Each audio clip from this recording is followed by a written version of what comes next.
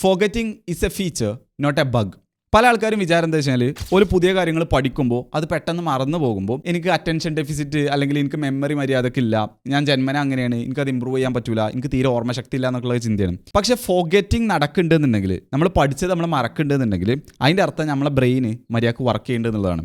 ഞാൻ എക്സ്പ്ലെയിൻ ചെയ്തുതരാം. ഫോർഗെറ്റിങ്ങിൻ്റെ main 2 benefit എന്താ വെച്ചാൽ, ഒന്ന് ആക്റ്റീവ് ഫോർഗെറ്റിങ്ങും, രണ്ടാമത്തെ പാസീവ് ഫോർഗെറ്റിങ്ങും. ആക്റ്റീവ് ഫോർഗെറ്റിംഗ് എന്ന് പറഞ്ഞു കഴിഞ്ഞാൽ നിങ്ങൾക്ക് ഏതെങ്കിലും ഒരു സിറ്റുവേഷനിൽ ഒരു ഇൻഫോർമേഷൻ ഉപയോഗിക്കണം എന്നുണ്ടെങ്കിൽ അവിടെ സൂട്ടബിൾ ആയിട്ടുള്ള ഇൻഫോർമേഷൻ തന്നെ അവിടേക്ക് വരണം, ബാക്കിയുള്ളത് വരാൻ പാടില്ല. നിങ്ങളോട് ഒരാളെ പേര് ഒരാൾ ചോദിക്കുകയാണെന്നുണ്ടെങ്കിൽ അവിടെ ഒരുപാട് ആൾക്കാരുടെ പേര് ഒരേ സമയങ്ങളെ മെമ്മറിക്ക് വരികയാണെന്നുണ്ടെങ്കിൽ അത് പ്രശ്നമല്ലേ. അപ്പോൾ അതുകൊണ്ട് തന്നെ നമ്മുടെ ബ്രെയിൻ അവിടെ ആക്റ്റീവ്ലി ബാക്കിയുള്ള കാര്യങ്ങളൊക്കെ ഫോർഗെറ്റ് ചെയ്യിപ്പിക്കുന്നുണ്ട്. നമുക്ക് എന്താണോ വേണ്ടത് ആ ഇൻഫോർമേഷൻ ഒഴിച്ച് ബാക്കി എല്ലാ സംഭവങ്ങളും നമ്മൾ മറക്കുന്നത് കൊണ്ടാണ് അത് നമുക്ക് എന്ത് ചെയ്യാൻ പറ്റണത്, ക്ലിയർ ആയിട്ട് പറയാൻ പറ്റുന്നത്. അത് ഒന്നാമത്തത് ആക്റ്റീവ് ഫോർഗെറ്റിങ്ങിന്റെ പ്രത്യേകത. രണ്ടാമത്തത് പാസീവ് ഫോർഗെറ്റിംഗ്. അതായത് നമ്മൾ കുറച്ച് കാലം ഇങ്ങനെ കഴിയുമ്പോൾ ഒരു സാധനം നമ്മൾ പഠിച്ച കാര്യങ്ങളൊക്കെ നമ്മൾ ഇങ്ങനെ മറന്നു പോകുന്നു, ഡീക്കേ ആയി പോകുന്നു. അപ്പോൾ നമ്മൾ വിചാരിക്കും അതൊരു ചീത്ത സംഭവമാണെന്നുള്ളത്. പക്ഷേ ആക്ച്വലി നമുക്ക് ആ ഒരു ഫോർഗെറ്റിംഗ് എന്ന് പറയുന്നത് ഒരു ഓപ്പർച്യൂണിറ്റിയാണ്. നമ്മളൊരു സംഭവം പഠിച്ചത് കുറച്ച് കഴിയുമ്പോൾ മറക്കുമ്പോൾ പിന്നീട് നമ്മളിങ്ങനെ ആലോചിച്ച് ഇങ്ങനെ റീകോൾ ചെയ്തുകൊണ്ട് അതിന് എടുക്കുമ്പോഴല്ലോ അത്യാവശ്യം എഫേർട്ട് ഉണ്ടാവും. അങ്ങനെ ചെയ്യുമ്പോൾ ആ ഒരു ഇൻഫർമേഷൻ നമ്മളെ മെമ്മറിയിൽ പണ്ടുള്ളതിനേക്കാൾ കൂടുതൽ ഡീപ്പായിട്ട് സ്റ്റോർ ചെയ്യും.